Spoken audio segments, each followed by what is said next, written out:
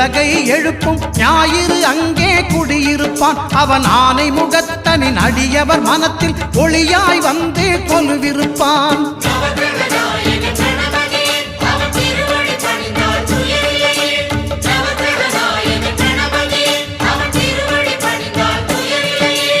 ஒன்பது கோளும் ஒன்றாய் காண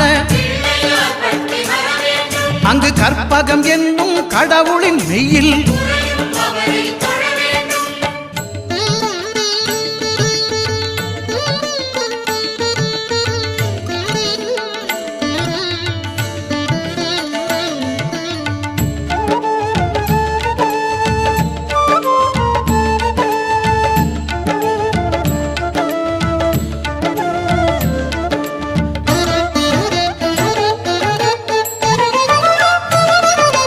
திங்கள் பகவான் திருமுகம் காண